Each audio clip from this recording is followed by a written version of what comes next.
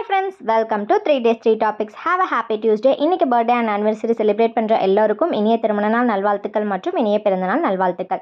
எல்லாரும் quarterly leave ஹாலிடேஸை ஜாலியாக enjoy பண்ணியிருப்பீங்க, நல்லா வெக்கேஷனுக்குலாம் போயிட்டு வந்திருப்பீங்க அப்படின்னு நினைக்கிறேன். வீடியோஸ் போட்டு 7 days ஆச்சு, நல்லா ஜாலியாக இருந்திருப்பீங்க. எதுக்கு நம்மளும் வீடியோ போட்டு நோய் டிஸ்டர்ப் பண்ணிட்டா அப்படின்னு தான் நானும் வீடியோ போடலை. இப்போ வாங்க வீடியோக்குள்ளே போகலாம். Tip number 1. ஃபர்ஸ்ட் டிப் என்ன அப்படின்றத பார்க்கலாம். இதுக்கு நான் ஒரு சோப் பாக்ஸ் தான் நான் வந்து எடுத்திருக்கேன். நீங்கள் எந்த மாதிரி பாக்ஸ் வேணாலும் நீங்கள் யூஸ் பண்ணிக்கலாம். கீழே செல்லோ டேப் போட்டு ஃபஸ்ட்டு இந்த மாதிரி செக்யூர் பண்ணிக்கோங்க. இந்த மேலே இருக்கிற எக்ஸ்ட்ரா பிட்டிங்ஸ் எல்லாத்தையும் கட் பண்ணி வெளில தூக்கி போட்டுடலாம். அது வந்து நல்லா ஸ்ட்ரிப்பாக நிற்கணும், பேஸ் மட்டும் ஸ்ட்ராங்காக இருக்கணும் அப்படின்றதுக்காக கொஞ்சமாக மண் போட்டு நான் ஃபில் பண்ணிக்கிறேன். நீங்கள் அரிசி வேணாலும் அரிசி போட்டுக்கலாம். இன்றைக்கி நம்ம இந்த ஒரு ஸ்பாஞ்சை வச்சு தான் இன்றைக்கி 10 ரிவ்யூஸ் ஐடியாஸ் வந்து பார்க்க போகிறோம். ஃபஸ்ட்டு அந்த ஸ்பாஞ்சை கொஞ்சமாக கட் பண்ணிவிட்டு அந்த பாக்ஸ்க்குள்ளே அந்த மாதிரி ஃபிக்ஸ் ஆகிற மாதிரி பார்த்துக்கோங்க.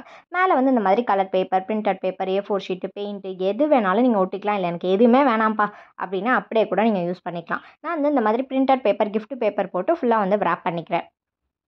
பண்ணி முடிச்சதுக்கப்புறமா கீழே செலோ டேப்லாம் போட்டு ஒட்டி முடிச்சிட்டோம்னா இந்த மாதிரி தான் இருக்கும். இப்போது இதை நம்ம என்னவா யூஸ் பண்ண போகிறோம் அப்படின்றத கெஸ் பண்ணியிருப்பீங்கன்னு நினைக்கிறேன். அதுக்கு முன்னாடி இந்த மாதிரி மேலே சின்ன சின்ன ஹோல்ஸாக வந்து போட்டுக்கோங்க. ஒரு 4, 5, 6 எத்தனை வேணுமோ அத்தனை வந்து போட்டுக்கோங்க. இதை நம்ம ஒரு நைஃப் ஸ்டாண்டாக தான் வந்து யூஸ் பண்ண போகிறோம். நிறைய பேர் வந்து கேட்டிருந்தீங்க சிம்பிளாக ஒரு நைஃப் ஸ்டாண்ட் வந்து செஞ்சு காட்டுங்க அப்படின்ட்டு.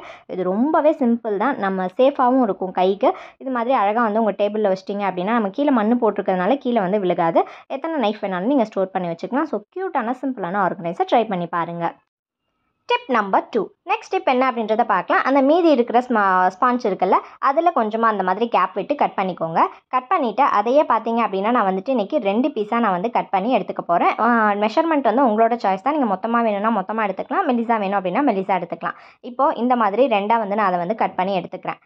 எடுத்து முடிச்சதுக்கப்புறமா 2 பக்கமே நான் வந்துட்டு டபுள் சைட் டேப் போட்டு ஒட்டிக்கிறேன். டபுள் சைட் டேப் வந்து எதுலலாம் கண்டிப்பாக வந்துட்டு ஃபிக்ஸ் ஆகும். ஏன்னா அது ரஃப்பான சர்ஃபேஸ் தான், அதனால் நல்லா வந்து ஒட்டிக்கும். இப்போது இதை வந்து நம்ம டோர் ஸ்டாப்பராக தான் வந்து யூஸ் பண்ண போகிறோம். நிறைய இடத்துல பார்த்தீங்க அப்படின்னா அந்த கதவு இடித்து அந்த இது வந்து அப்படியே அந்த செவுரு வந்து வீணாக போயிடும். அது மாதிரி இல்லாமல் இருக்கிறதுக்காக ஜஸ்ட் ஒரு ஸ்பாஞ்ச் வந்து கட் பண்ணி வச்சுட்டு இந்த மாதிரி டோர் ஸ்டாப்பராக நீங்கள் வந்து யூஸ் பண்ணிக்கலாம். அப்படி இல்லைன்னா சில கதவுல புஷ் வந்து கொடுத்துருப்பாங்க, அது இடிச்சே செவுரு வீணாக போகும். அதுக்காகவும் இதை வந்து யூஸ் பண்ணிக்கலாம். Tip number 3. நெக்ஸ்ட் டிப் என்ன அப்படின்றத பார்க்கலாம். இதுக்கு நான் மீதி இருக்கிற அந்த ஸ்பாஞ்சில் மறுபடியும் ஒரு பாதி போர்ஷனை வந்து நான் அந்த மாதிரி கட் பண்ணி எடுத்துக்க போகிறேன். எடுத்துகிட்டு அதே மாதிரி சேம் இதையும் நான் வந்து 2 பீஸாக நான் வந்து கட் பண்ணி எடுத்துக்கிறேன். இந்த டிப் எல்லாமே ரொம்ப சிம்பிள் டிப் தான். எல்லாமே நீங்கள் வீட்டில் வந்து ட்ரை பண்ணி பார்க்கலாம். இதுக்கு நான் வந்து அப்பள இடுக்கி தான் நான் வந்து எடுத்திருக்கேன். அப்பள இடுக்கி உங்ககிட்ட இல்லை அப்படின்னா 2 ஸ்பூனையும் ரப்பர் பேண்ட் போட்டுட்டு அது மாதிரி கூட நீங்கள் வந்து யூஸ் பண்ணிக்கலாம். இப்போ அந்த அப்பள இடுக்கி அந்த ஸ்பாஞ்ச் இருக்குல்ல, அதில் கொஞ்சமாக அந்த மாதிரி ஹோல் வந்து போட்டுட்டு அந்த அப்பள இடுக்கியோட ஒரு சைடு வந்து இந்த மாதிரி உள்ளே ஃபிக்ஸ் பண்ணிவிட்டு சேம் அதே மாதிரியே இன்னொரு சைடும் நான் வந்து ஃபிக்ஸ் பண்ணிக்கிறேன். ஃபிக்ஸ் பண்ணிட்டோம் அப்படின்னா நமக்கு சூப்பரான ஒரு பார்க்குறதுக்கு ரொம்ப அழகாக இருக்கும். ஆனால் இதை வந்து நம்ம வந்து எதுக்கு யூஸ் பண்ண போகிறோம் அப்படின்னா அந்த பாத்ரூமோட கண்ணாடிலாம் இருக்குல்ல, அதை துடைக்கிறது ரொம்பவே கஷ்டம். அதை துடைக்கிறதுக்காக தான் நான் வந்து யூஸ் பண்ணுறேன். இப்போ பாத்ரூம் டோரில் வந்து பார்த்தீங்க அப்படின்னா இந்த மாதிரி தான் தூசி வந்து படிஞ்சிருக்கு.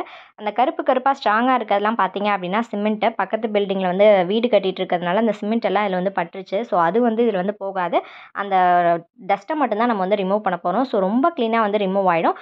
டக்குன்னு அப்படியே ஒரு இழுத்தீங்க அப்படின்னா அந்த தூசு எல்லாமே வந்துட்டு வெளியில் வந்துடும். எனக்கு அந்த சிமெண்ட் இருக்கிறதுனால கொஞ்சம் வந்து தடங்கலாக இருக்குது. நீங்கள் தாராளமாக இதை வந்து ட்ரை பண்ணி பார்க்கலாம். அதுக்கப்புறம் வந்து ஸ்க்ரீனில் அழுக்கு இருந்துச்சு அப்படின்னா ஸ்க்ரீனில் வந்து அழுக்கு எடுத்து விடலாம். அதுக்கப்புறம் வந்து அந்த ஜன்னலோட கார்னர், ஃப்ரிட்ஜோட அந்த சைடு, இது எல்லாத்தையுமே நீங்கள் வந்துட்டு க்ளீன் பண்ணுறதுக்கு யூஸ் பண்ணிக்கலாம். ஸோ ரொம்ப சிம்பிளாக நீங்கள் வந்து க்ளீன் பண்ணி முடிச்சிடலாம். ஆனால் அவ்வளோ அழுக்கு வந்து நமக்கு வந்து உங்களுக்கு வந்து வந்துடும். நம்ம துணியால் துடைச்சா கூட இந்த அளவுக்கு க்ளீனாக வந்து நமக்கு வராது. ஸோ கண்டிப்பாக இந்த டிப்பையுமே நீங்கள் வந்து ட்ரை பண்ணி பாருங்கள். Tip number 4. நெக்ஸ்ட் டிப் என்ன அப்படின்றத பார்க்கலாம். இது ரொம்ப சிம்பிளான ஒரு டிப் தான். நீங்கள் வந்து பீரோ, கட்டில், அதுக்கப்புறம் சேர்லாம் வச்சுருந்தீங்க அப்படின்னா அதை போட்டு இழுத்து கிர்ன்னு சத்தம் கேட்டு அந்த தரை வந்து ஸ்க்ராட்ச் ஆகிடும். அதை அவாய்ட் பண்ணுறதுக்காக இந்த மாதிரி சின்ன சின்ன பீஸாக கட் பண்ணிவிட்டு உங்கள் சோஃபாவோட கால்லையோ இல்லை அந்த கட்டில் கால்லையோ நீங்கள் வந்து வச்சு விட்டுட்டீங்க அப்படின்னா உங்கள் ஃப்ளோரில் வந்து அந்த ஸ்க்ராச்சஸ்லேருந்து பாதுகாக்கலாம். Tip number 5. நெக்ஸ்ட் டிப் என்ன அப்படின்றத பார்க்கலாம். இதுக்கு நான் எடுத்திருக்கிறது பார்த்தீங்க அப்படின்னா பாட் குல்ஃபியோட அந்த பாட்டை தான் நான் வந்து எடுத்திருக்கேன். நீங்கள் வந்து ஜாம் பாக்ஸு இல்லைனா அந்த பால்கோவாலாம் கொடுப்பாங்களே சின்ன பாக்ஸ், அது மாதிரி கூட எடுத்துக்கலாம். அதுக்கப்புறம் கிளிட்டர் ஷீட்டில் இந்த மாதிரி பெட்டல்ஸ் மாதிரி கட் பண்ணி வச்சுருக்கேன். க்ளூகன் அப்ளை பண்ணிவிட்டு சுற்றி இந்த மாதிரி ஒரு தாமரை ஷேப்பில் நான் வந்து ஒட்டிக்கிறேன். அடுத்தது 2 ரோ வந்து நான் வந்து ஒட்டியிருக்கேன். உங்களுக்கு சிங்கிள் ரோ வேணும் அப்படின்னா சிங்கிள் ரோ வந்து வெட்டிக்கலாம். இப்போ மீதி இருக்கிற அந்த ஸ்பாஞ்ச் இருக்குல்ல, அதை ஃபஸ்ட்டு எடுத்துக்கிறேன். அடுத்தது கம்ஃபர்ட் வந்து எடுத்திருக்கேன். ஷாம்பு வேணும் அப்படின்னா ஷாம்பு யூஸ் பண்ணிக்கலாம். சின்ன சின்னதாக கட் பண்ணிவிட்டு அதுக்கப்புறம் மறுபடியும் கம்ஃபர்ட், அதுக்கப்புறம் கொஞ்சமாக ஸ்பாஞ்ச் போட்டு அது மேலே மறுபடியும் கம்ஃபர்ட் போட்டுட்டு இதே மாதிரி ரிப்பீட் பண்ணிவிட்டு மேலே வந்து இந்த மாதிரி ஃபிக்ஸ் பண்ணிவிடுங்க. இப்போ அது பார்த்திங்க அப்படின்னா நம்ம 3-in-1 பர்பஸாக தான் யூஸ் பண்ண போகிறோம். ஃபஸ்ட்டு வந்து அழகான ஒரு ஃப்ளவர் மாதிரி யூஸ் பண்ணிக்கலாம். அப்படி இல்லை அப்படின்னா நம்ம வீடை 24 மணி நேரமும் ஃப்ரெஷ்ஷாக வச்சுக்கிற ஒரு ஏர் ஃப்ரெஷ்னராக யூஸ் பண்ணிக்கலாம். அப்படி இல்லைன்னா அது மண்டை மேலே கொஞ்சம் குண்டூசியை குத்தி வச்சிங்க அப்படின்னா லோட்டஸ் மேலே இருக்கிற அந்த அந்த இது மாதிரியும் இருக்கும், அதே மாதிரி குண்டூசி வைக்கிற அந்த ஆர்கனைசராகவும் இருக்கும். ஸோ 3-in-1 ஆர்கனைசர் வீடு நல்லா ஃப்ரெஷ்ஷாக சூப்பராக இருக்கும். இதை வந்து மந்த்லி ஒன்ஸ் வந்து சேஞ்ச் பண்ணிக்கோங்க. Tip number 6. நெக்ஸ்ட் இப்போ என்னன்றதை பார்க்கலாம். இதுக்கு நான் எடுத்துருக்கிறது ஒரு சின்ன டப்பா, எந்த மாதிரி டப்பா வேணாலும் நீங்கள் வந்து எடுத்துக்கலாம். நான் வந்து பாப்பாவோட ஸ்லைம் டப்பா வந்து எடுத்திருக்கேன். அதில் அந்த மாதிரி ஸ்பாஞ்சை கொஞ்சமாக கட் பண்ணிவிட்டு ஒரு ஹோல் போட்டுட்டு அதில் நெயில் பாலிஷ் ரிமூவர் வந்து கொஞ்சம் ஊற்றி வச்சுக்கோங்க. ஊற்றிட்டு இந்த மாதிரி நெயில் பாலிஷ் ரிமூவர் என்ன மாதிரி வடிகட்டின சோம்பேறிலாம் இருப்பீங்கல்ல, அவங்களாம் வந்து ஜஸ்ட் அந்த பாட்டில் அந்த மாதிரி சுற்றி விட்டீங்க அப்படின்னா நம்மளோட நெயில் பாலிஷ் வந்து ரிமூவ் ஆகிடும். ஸோ ரொம்ப சிம்பிள் ட்ரிப், ட்ரை பண்ணி பாருங்கள். க்ளோஸ் பண்ணி வச்சிட்டிங்க அப்படின்னா நீங்கள் எத்தனை நாள் கழிச்சு வேணாலும் யூஸ் பண்ணிக்கலாம். Tip number 7. நெக்ஸ்ட் டிப் என்ன அப்படின்றத பார்க்கலாம். இதுக்கு நான் எடுத்திருக்கிறது ஒரு சின்ன சைஸ் ஸ்பாஞ்ச் தான் நான் வந்து எடுத்திருக்கேன். இந்த சோப் எல்லாம் குளிச்சு முடிச்சுட்டு இந்த கொஞ்சோண்டு இருக்கும், அதை யாருடா தூக்கி போடுறாங்கன்ற போட்டு எல்லார் வீட்லேயுமே கண்டிப்பாக இருக்கும். அது அப்படியே தான் இருக்கும், நம்மளாம் மனசு வந்து தூக்கி போட்டால் தான் உண்டு. இந்த மாதிரி சின்னதாக ஹோல் மாதிரி போட்டு சோப்பை வந்து அது உள்ளே வந்து வச்சுக்கோங்க. வச்சுட்டு இது வந்து ஒரு வாஷ் பேஷன் வச்சுருந்தீங்க அப்படின்னா அதுக்கிட்ட வந்து நீங்கள் வந்து யூஸ் பண்ணிக்கலாம். அப்படி இல்லைனா துணி சோப் ரொம்ப சின்னதாக இருந்துச்சு அப்படின்னா அதை கூட உள்ளே இன்சர்ட் பண்ணிவிட்டு சின்ன சின்ன டவல் அது மாதிரி துடைக்கிறதுக்கு கூட நீங்கள் வந்து யூஸ் பண்ணிக்கலாம். ஸோ ரொம்ப சிம்பிள் தான். ஆனால் வேஸ்ட்டுன்னு தூக்கி போட இது மாதிரி யூஸ் பண்ணிட்டோம் அப்படின்னா பிடிக்கிறதுக்கு கஷ்டமாக இருக்காது. ஆனால் இது வந்து எப்படியும் ஒரு வாரத்துக்கு இது வந்து யூஸ் ஆகும். ஸோ கண்டிப்பாக இந்த டிப்பையுமே வந்து ட்ரை பண்ணி பாருங்கள். நான் முன்னாடியே சொன்ன மாதிரி இல்லை வந்து துணி சோப் கூட நீங்கள் வந்து யூஸ் பண்ணிவிட்டு சின்ன சின்ன டவல், குழந்தைங்க ட்ரெஸ்ஸு அது மாதிரி கூட நீங்கள் வந்து துவைச்சிக்கலாம்.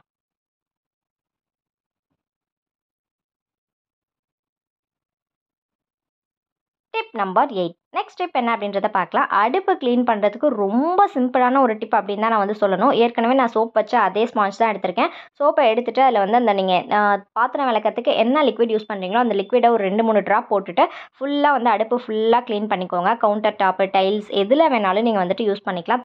ஒரு குடம் தண்ணி எடுத்து ஊற்றி அதை அதுக்கப்புறம் அலசி கழுவி விட்டு அந்த ரிஸ்க்கே நமக்கு வந்து தேவையில்ல. அசால்ட்டாக நம்ம வந்து அடுப்பு எல்லாத்தையும் க்ளீன் பண்ணி முடிச்சிடலாம். இதை வந்து டெய்லி ரொட்டீனுக்கு வந்து நீங்கள் யூஸ் பண்ணிக்கலாம். இப்போ நல்லா க்ளீன் பண்ணி முடிச்சதுக்கு அப்புறமா நல்லா சோப் போட்டு நல்லா பிழிஞ்சிட்டு ஜஸ்ட் இப்படி வைப் பண்ணிங்க அப்படின்னாவே போதும், நம்மளோட அடுப்பு நல்லா பளபளன்னு புதுசு மாதிரி க்ளீன் ஆகிடும். இதுக்கு வந்து தண்ணியே நமக்கு தேவையில்ல. நான் முன்னாடி சொன்ன மாதிரி அந்த இதை வந்து நம்ம தண்ணியில் நினைக்க போகிறோம், தண்ணியை பிழிஞ்சிட்டு திருப்பி இது மாதிரி வந்து தொடச்சி எடுத்துக்க போகிறோம். ஸோ ரொம்ப சிம்பிள், 1 டம்ளர் தண்ணி கூட தேவையில்ல.